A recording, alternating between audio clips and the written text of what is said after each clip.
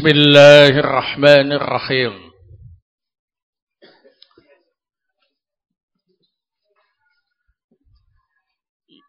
Innal hamdalillah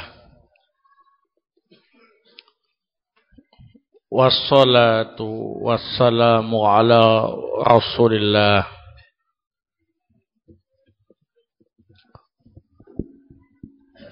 wa ala alihi wa sahbihi wa mawalah. Amma ba'du.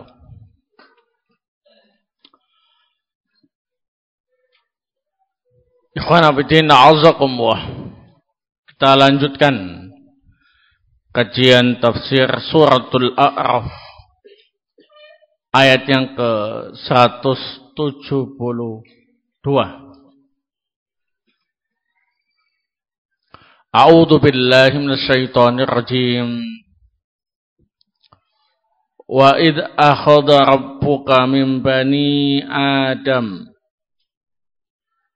Dan ingatlah ketika Allah Rabbmu mengambil perjanjian dari Bani Adam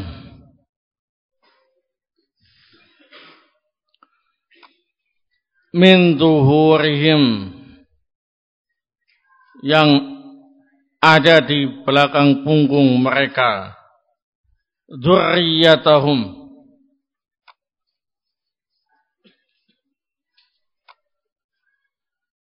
keturunan mereka, wa ashhadahum ala anfusihim, dan Allah Subhanahu wa ta'ala mempersaksikan mereka atas diri-diri mereka. Alastu bi rabbikum, bukankah aku adalah Rabb kalian? Qalu, mereka menjawab, bala syahidana, iya, engkau adalah Rabb kami. Kami bersaksi antaqulu yaumal qiyamati inna kunna an hadza ghafilin, agar kalian tidak berkata pada hari kiamat nanti, sesungguhnya kami lalai dari persaksian ini.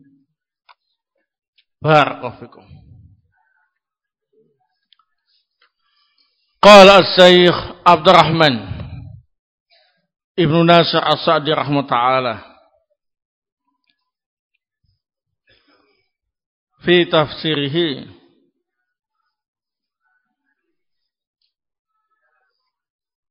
yaqulu ta'ala, Allah Subhanahu wa ta'ala berfirman, wa id akhadha rabbuka min bani adama min zuhurihim dzurriyyatahum. Dan ingatlah ketika Rabbmu mengambil dari Bani Adam, dari balik punggung mereka, keturunan mereka. Ay akhraja min aslabihim dzurriyyatahum. Artinya Allah mengeluarkan dari tulang sulbi keturunan mereka. Waja'alahum yatanasalun wa tawaladun qarnan ba'da qarnin. Kemudian Allah menjadikan mereka terus berkembang. Nah, beranak pinak, generasi demi generasi. Wahina akhrajahum min butuni ummahatihim wa aslabi abaihim. Dan ketika Allah mengeluarkan mereka dari perut ibunya dan tulang rusuk bapaknya. Ashhadahum ala anfusihim alastu birabbikum. Allah mempersaksikan mereka atas diri mereka, bukankah aku adalah Rabb kalian? Ai qarrahum bi itsbati rububiyyatihi. Artinya Allah Subhanahu wa taala menetapkan pengakuan untuk mereka agar mengakui rububiyah Allah. Bima auda'ahu fi fitrihim minal iqrari bi annahu rabbuhum wa khaliquhum wa malikuhum. Allah telah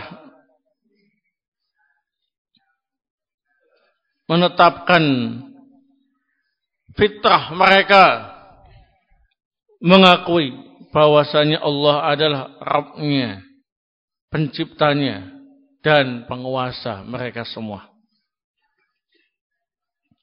Qalu bala qad aqrarna bidzalik.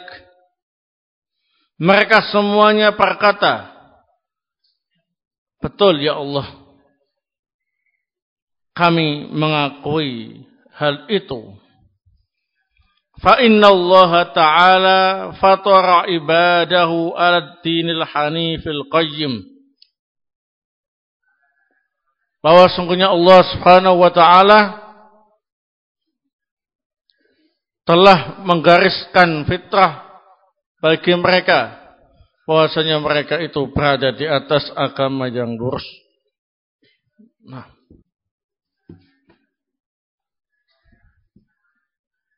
taib.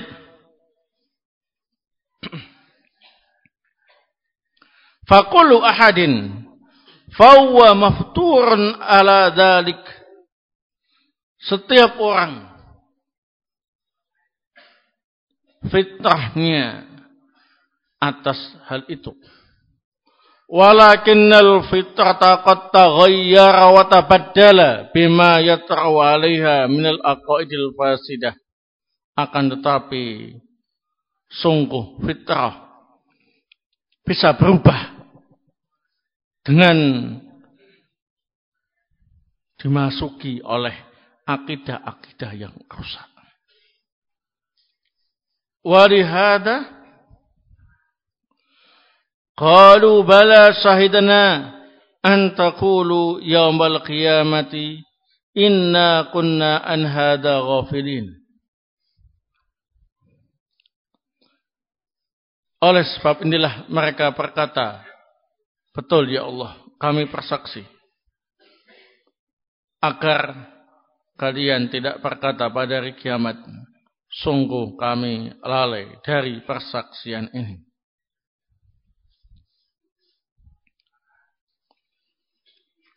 Ain innama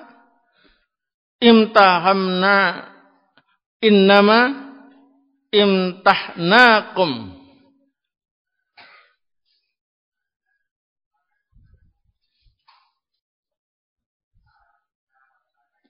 hatta aqartum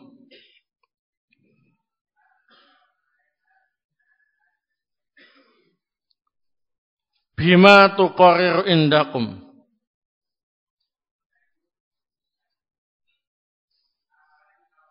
Ya, innama imtahannakum hatta aqartum bima tuqarriru indakum min anna Allah ta'ala rabbukum khasyata an tunkiru yaumal qiyamah fala tuqirru bi syai'in min dzalika wa taz'amuna anna hujjatallahi ma qamat alaikum wala indakum biha ilmun bal antum ghafilun anha lahun.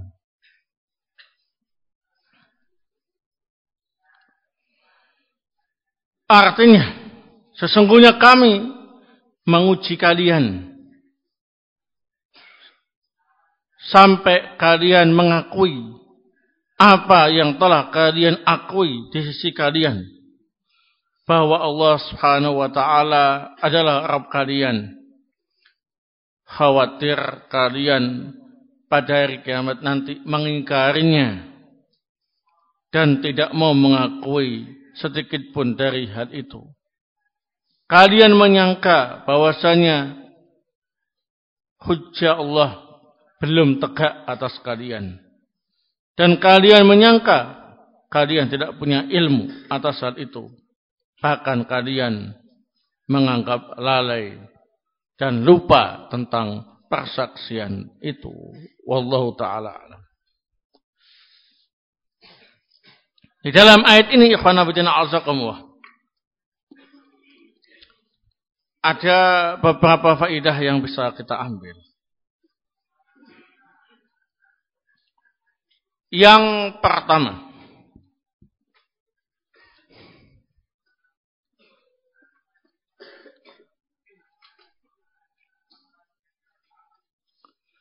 ini faedah nahwiyah, faedah terkait dengan nahwu.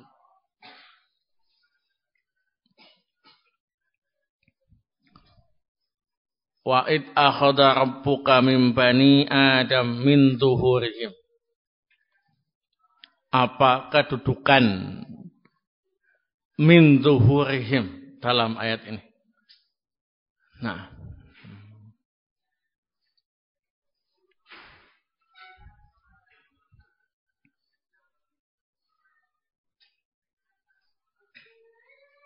baik. Al-jawab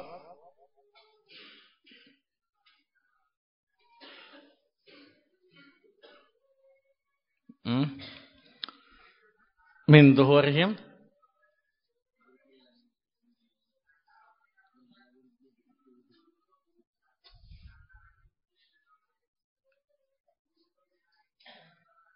apa kedudukan i'rabnya?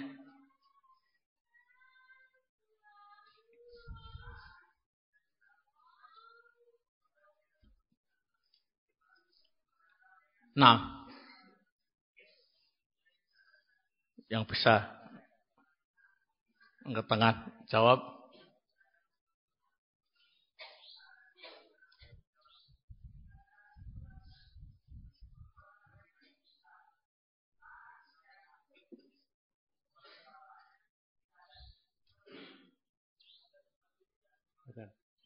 Nah, ahsan.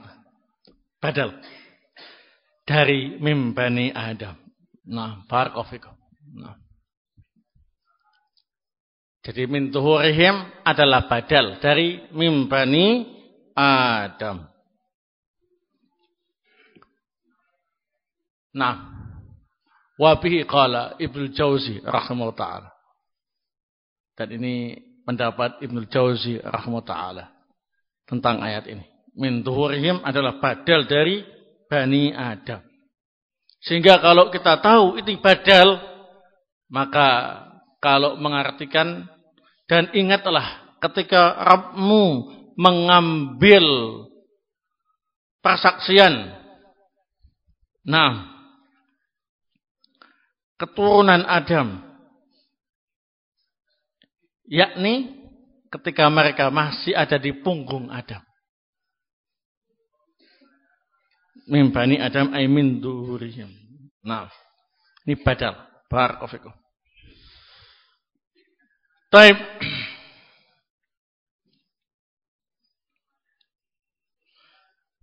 Faedah yang pertama.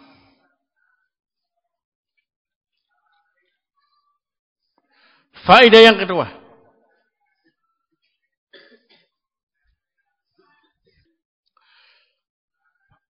Baik.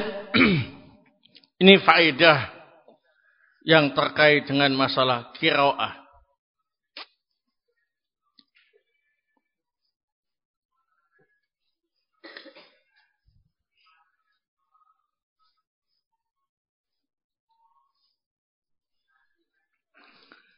Jadi para ulama ahli qiraah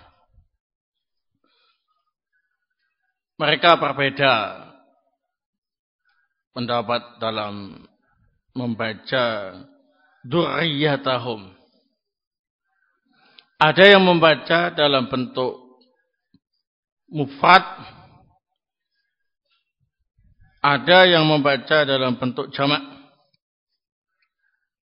Jadi dibaca dzurriyyatahum bentuk mufrad, ada yang membaca dengan bentuk jamak dzurriyyatihim. Nah, tanda nasabnya kasrah ya.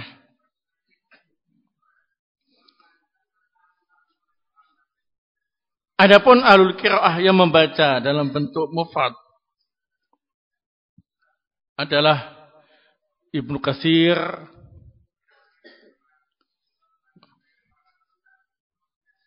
Al-Imam Asim, Hamzah dan Al-Qisai. Dan ini yang dibaca dalam Mushaf Utsmani, dzurriyyatahum, pakai bentuk mufrad. Sedangkan yang membaca dalam bentuk jamak dzurriyyatihim ini adalah Al-Imam Nafi', Abu Amr dan Ibnu Amir.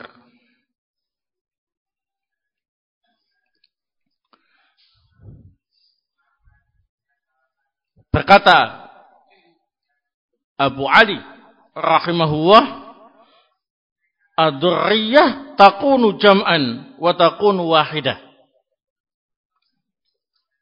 Lafaz dzurriyyah di sini boleh dibaca jamak, boleh dibaca mufrad.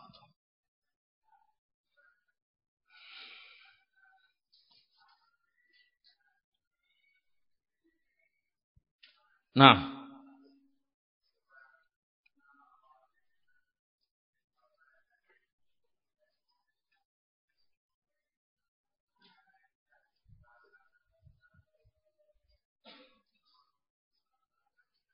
baik. Faedah yang ketiga.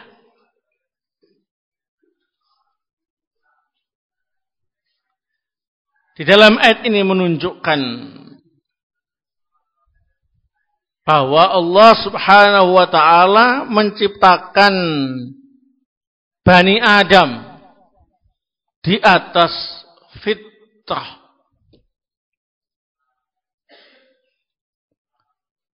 Allah Subhanahu wa taala menciptakan Bani Adam di atas apa ini? Fitrah, yakni di atas tauhid.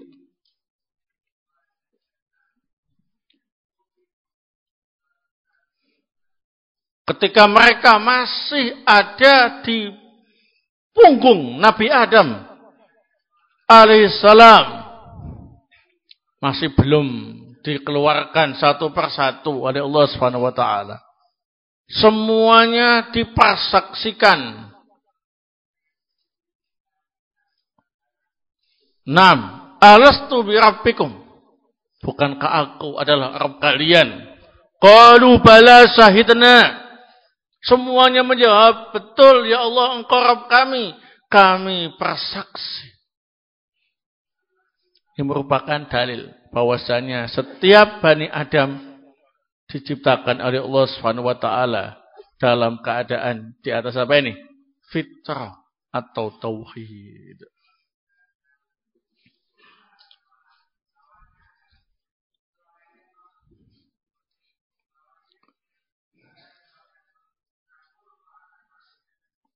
Nah,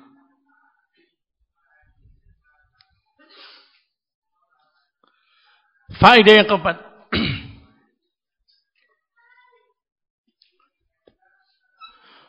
bahwa fitrah manusia bisa berubah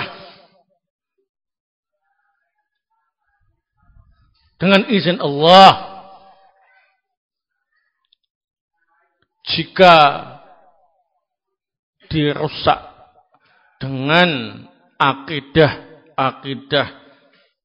sesat. Barakallahu fikum.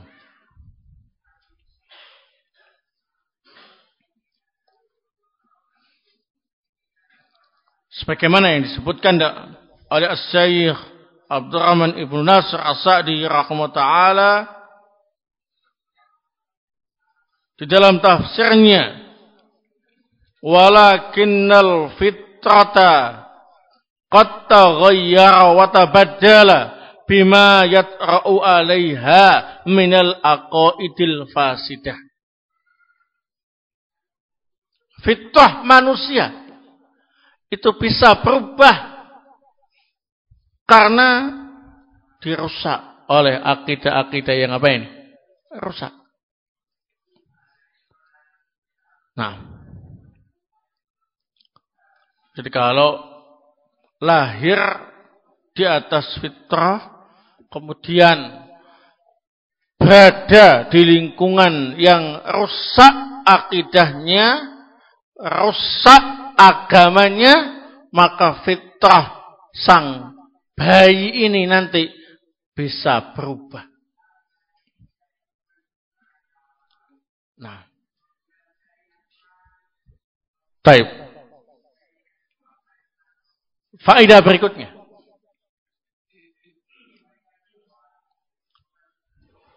Bahwa tauhid rububiyah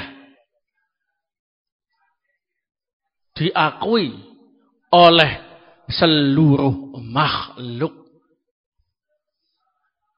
Baik secara terang-terangan ataupun di dalam hati mereka. Jadi semua makhluk, mulai dari malaikatnya, manusianya, bangsa jin, bahkan setonnya atau iblisnya, atau makhluk-makhluk Allah yang lain, gunung, lautan, burung, binatang dan sebagainya, semuanya mengakui tauhid apa ini? Rububiyah. Baik yang terang-terangan mengatakan, qalu bala syahidna, kami bersaksi ya Allah, Engkau ialah Rabb kami, Engkaulah pencipta kami, Engkaulah penguasa kami. Maupun yang pengakuan itu ada di hati mereka, tidak terucap di lisannya. Seperti Fir'aun yang tidak mau mengakui rububiyah Allah Subhanahu wa taala, tapi hatinya yakin bahwasanya Allah itu apa ini? Rabbul Alamin. Ya.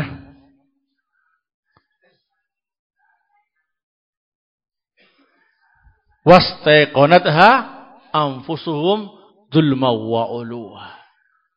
Mereka mengakui rububiyah Allah itu dalam hati mereka, tapi tidak mau mengucapkan dengan lisannya karena kedoliman mereka dan kesombongan mereka. Nah, baik. Kemudian faedah berikutnya.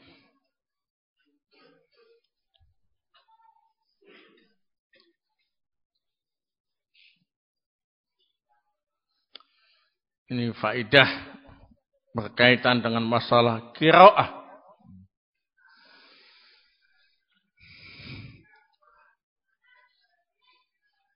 Para ulama alul qiraah ini berbeda dalam membaca antaqulu.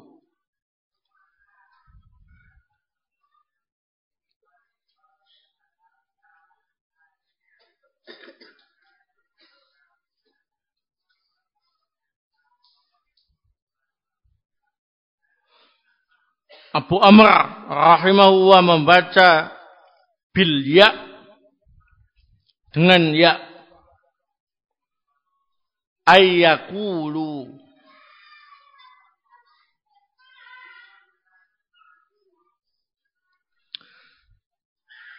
Wa qara'a al-baqun bitta. Adapun para ulama ahli qiraah yang lain membaca dengan ta, antaqulu. Dan ini yang digunakan dalam mushaf Utsmani. Antaqulu. Nah.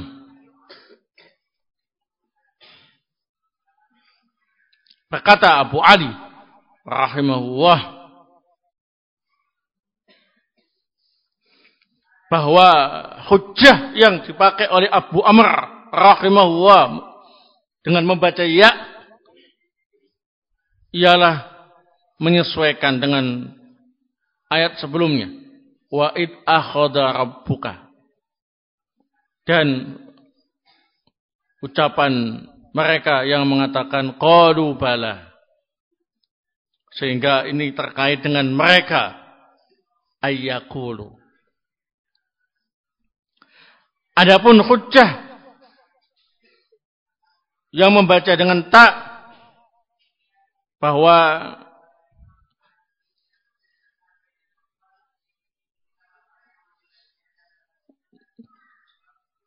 ayat ini menyesuaikan dengan ayat sebelumnya, alastu birabbikum, yakni Allah Subhanahu wa taala meminta pernyataan kepada mukhatab, itu hamba yang diajak bicara, sehingga dibaca dengan antaqulu.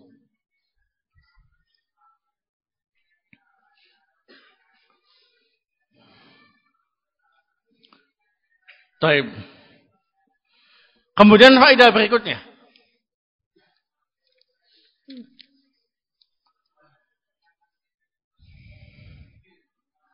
Ayat ini menjadi hujjah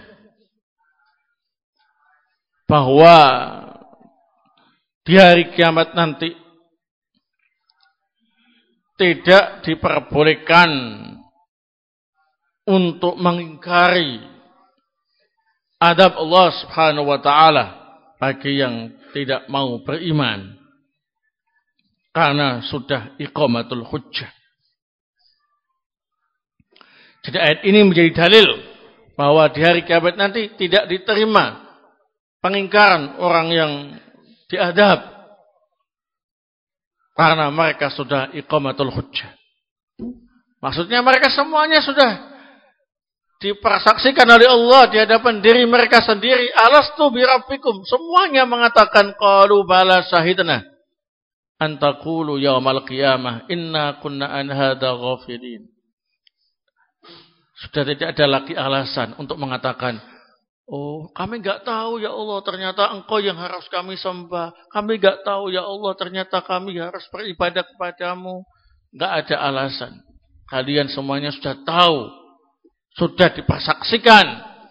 Alastu birabbikum, dan kalian dulu mengatakan qalu bala syahidna, dan kami juga mengingatkan antaqulu yaumal qiyamah inna kunna an hadza ghafilin. Jangan sampai kalian nanti pada hari kiamat mengatakan kami lupa tentang persaksian ini.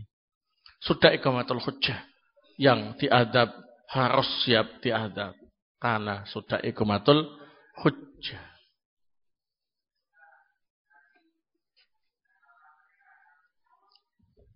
Nah, kemudian dalam ayat ini juga terdapat faedah.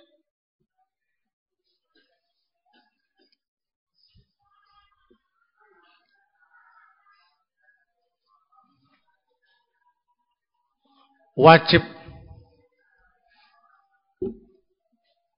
untuk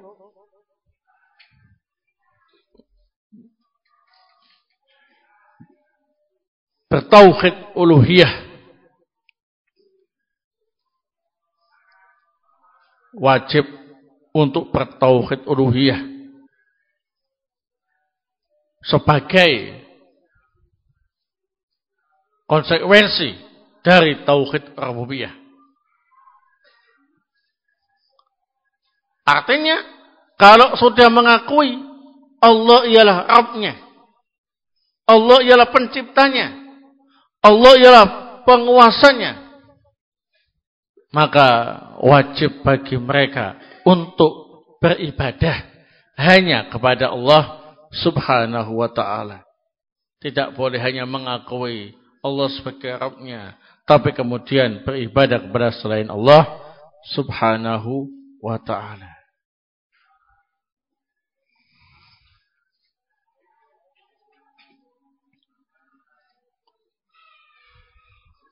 Nah, kemudian faedah yang lain Di dalam ayat ini menunjukkan bahwa Nabi Adam adalah Abul Bashar. Nabi Adam ialah Abul Bashar, bapaknya manusia. Maksudnya sebelum Nabi Adam itu tidak ada manusia. Ya, Allah Subhanahu wa taala menciptakan Nabi Adam, kemudian menciptakan keturunan-keturunannya. Ini sebagai bantahan bahwa manusia ini bukan keturunan dari Nabi Adam, ya, tapi keturunan dari kera. Ya.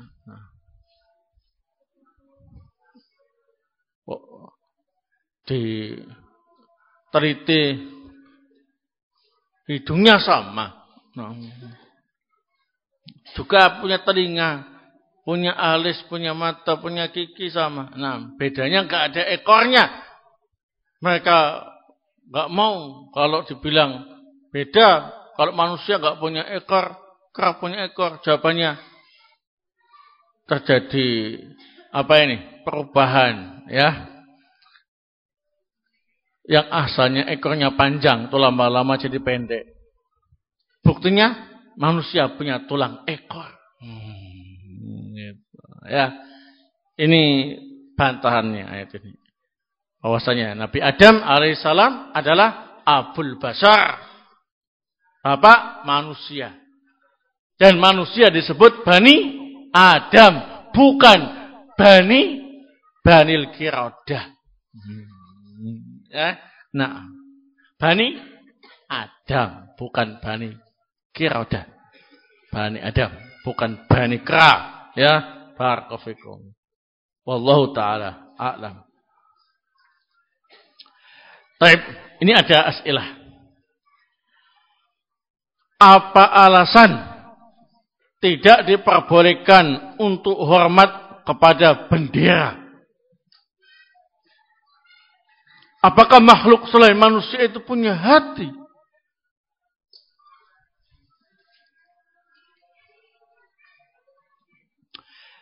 Pertanyaan pertama. Menghormat atau ta'zim ini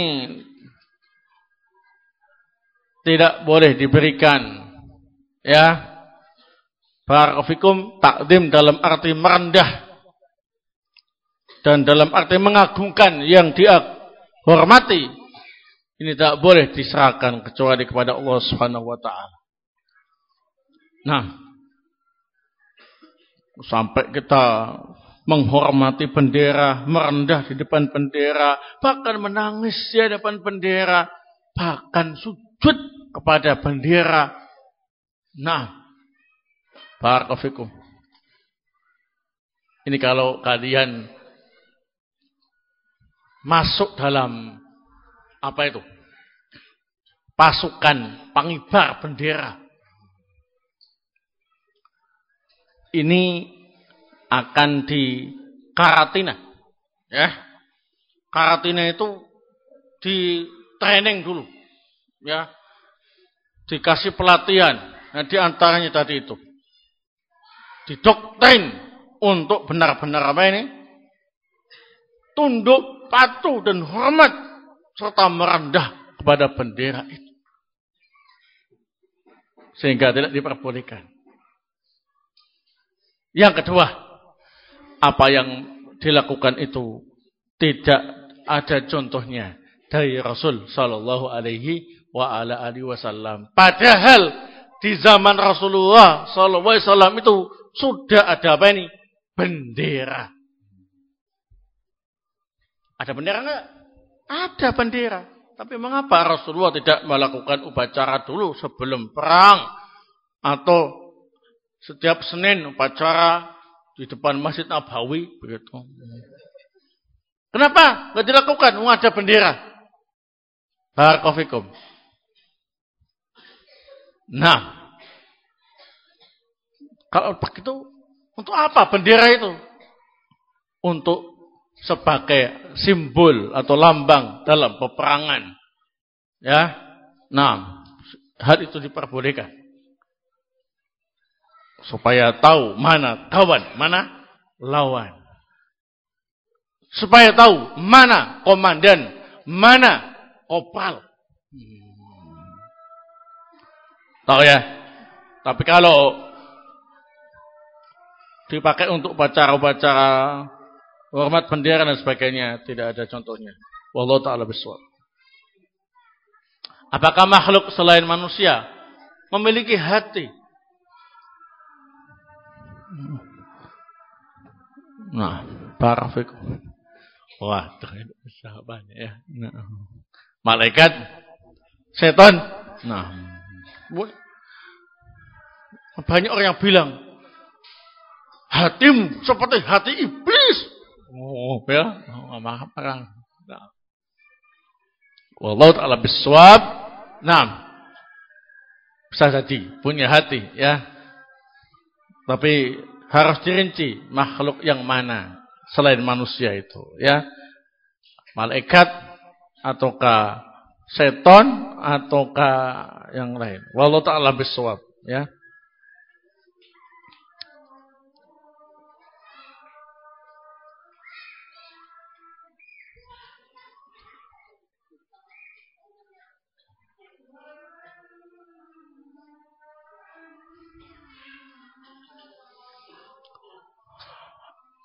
Afwan Ustaz, bagaimana jawaban bagi orang yang mengatakan rokok haram karena memiliki madarat? Lalu bagaimana dengan Supami, Indomie yang dikatakan oleh ahli medis mengandung bahaya bagi tubuh? Barakallahu.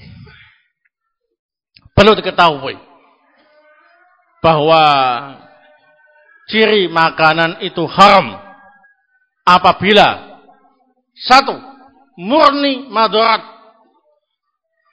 gak ada manfaatnya, atau madaratnya lebih banyak daripada apa ini? Manfaatnya. Rokok murni madarat. Nah, berarti makanan itu masih halal seandainya manfaatnya banyak walaupun ada madaratnya. Daging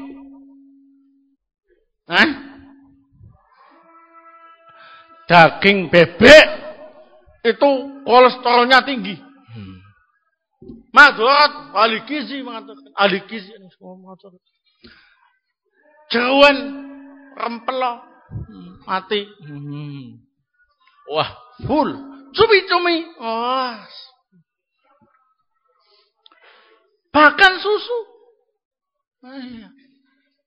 Nah, mereka sampai mengatakan yang paling sehat ialah sayuran. Sehingga mereka menjadi vegetarian. Gak makan nasi, gak makan roti, makannya kangkung.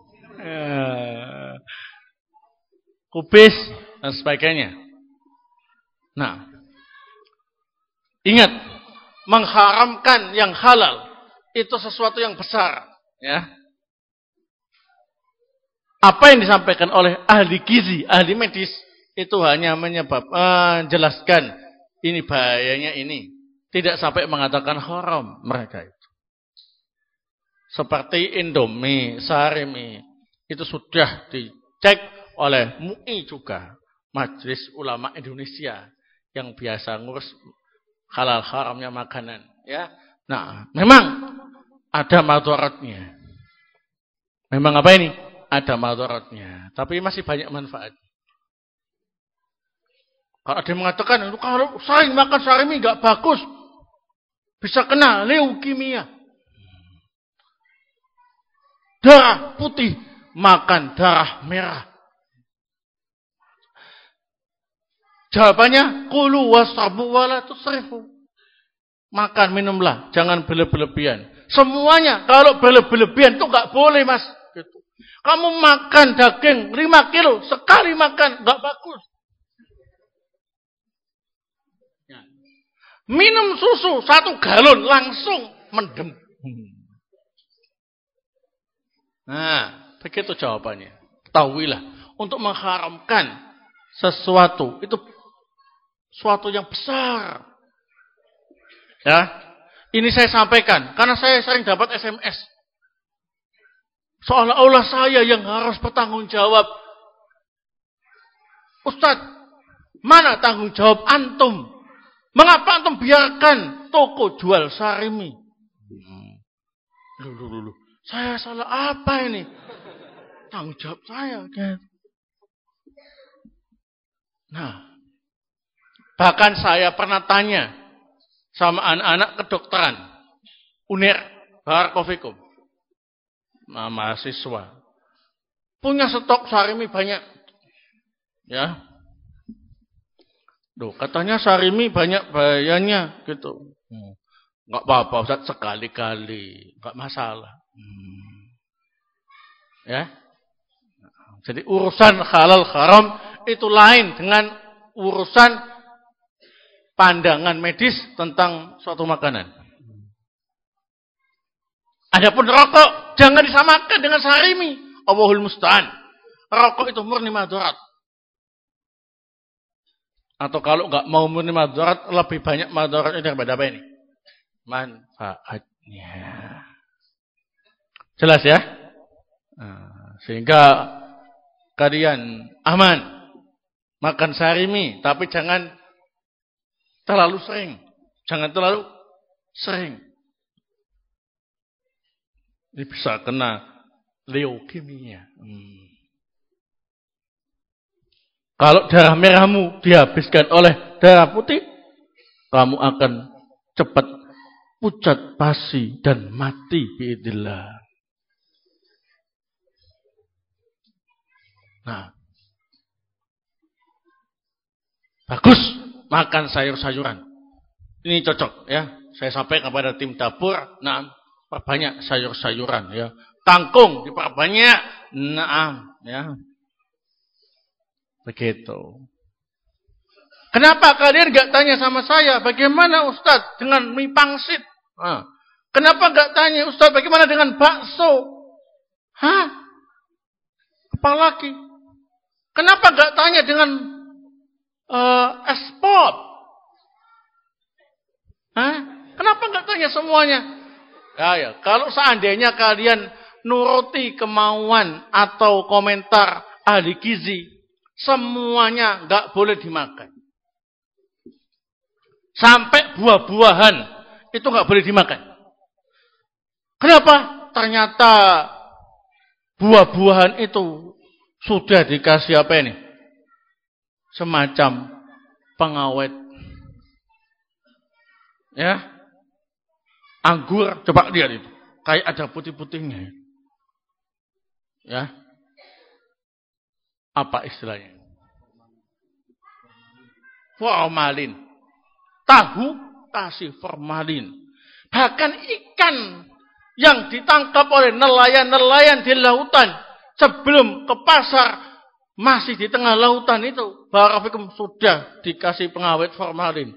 Nah, kalau enggak kayak gitu, dapat ikan banyak, kemudian turun dari kapal sudah busuk semua. Nah, kalau seandainya enggak boleh makan sesuatu yang mengandung formalin, yo enggak makan apa-apa. Hatta sayuran juga begitu. Tapi perlu kalian ketahui, ada kadarnya, ya. Kalau sampai berlebihan itu bisa membahayakan. Jadi urusan halal haram lain dengan urusan apa ini pandangan medis. Ya. Bahkan sampai susu. Katanya susu sehat. Itu ada penguat rasanya. Nah. Wah, sudah. Kalau bicara MSG atau penguat rasa, semuanya ber-MSG. Sampai beras. Ya. Ya sudah, kalau begitu makan batu saja kan ya. Nah. Ya. Taib. Tetapi kita harus melatih diri hidup sehat, ya. Berusaha untuk mengkonsumsi makanan-makanan yang apa ini? Bergizi. Itulah sebabnya.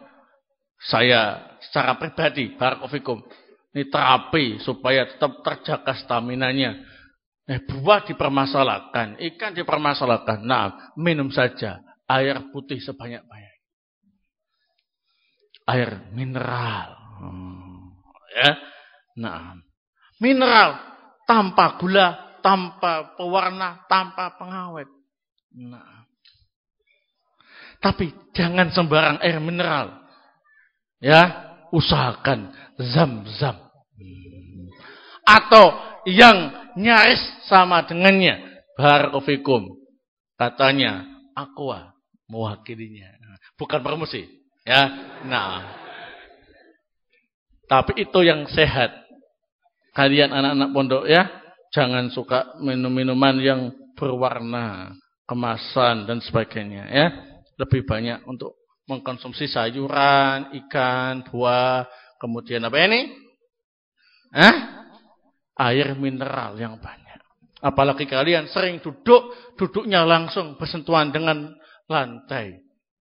Sehingga staminanya sering terkuras dan daya tubuhnya semakin lemah. Ya, cepat tua. Barakallahu. Harus diimbangi dengan banyak minum air putih. Wallahu ta'ala bissawab.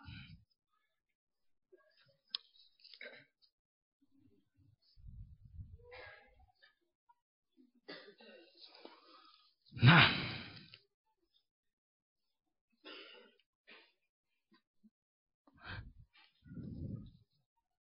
jika ada seorang salafi ikut-ikutan demo, apakah dia masih disebut salafi? Saat itu dia bukan salafi. Sampai kembali kepada jalur yang benar. Demo adalah salah satu ciri Khawarij. Maka hati-hatilah. Ya. Nah. Taib. Dinasihati. Kalau terus, berarti memang gak layak disebut sebagai seorang salafi. Karena itu termasuk masalah prinsip. Barakallahu fikum.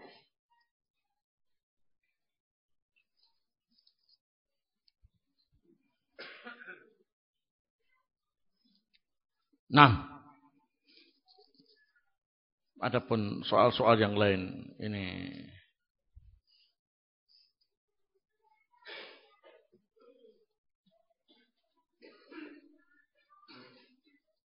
ada unsur saling tendang. Allahul musta'an. Jadi santri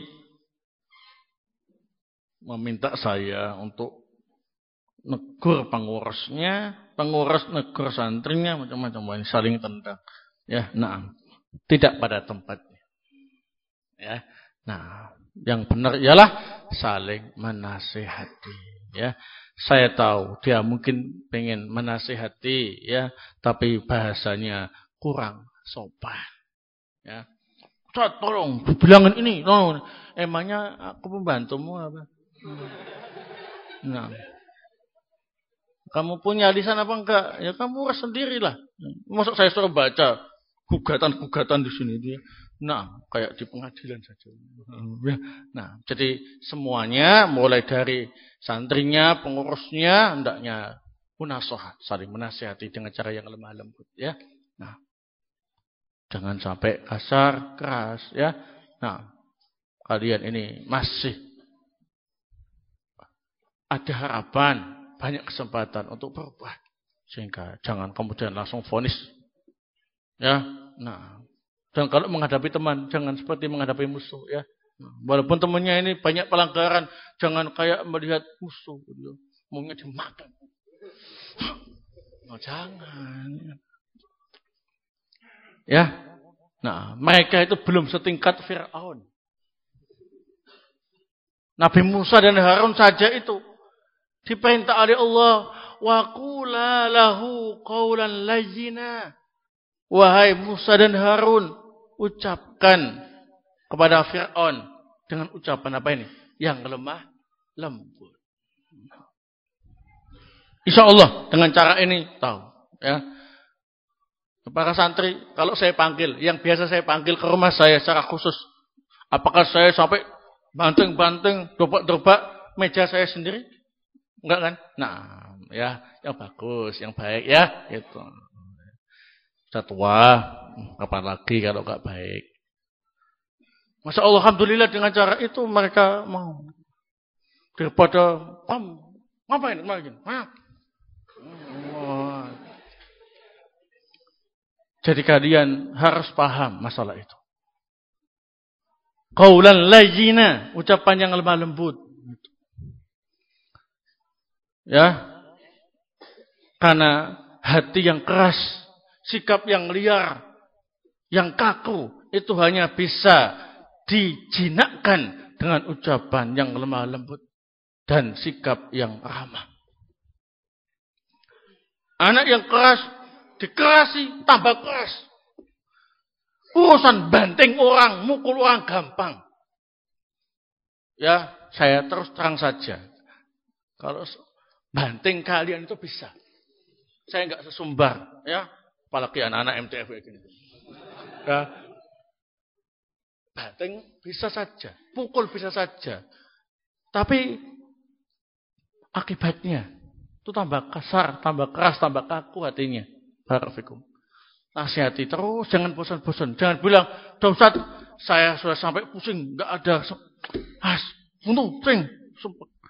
Enggak usah ngomong lagi. Sudah sekian kali nasihat itu enggak dikubris mau. Jangan, ya. Terus sampai kapan Ustaz? Sampai mati. Kalau sudah mati, ya sudah, enggak bisa dinasihati lagi. Nah, sampai mati. Ya, dan sabar. Dan yang paling penting, doakan kebaikan. Sesama santri doakan kebaikan sama temannya.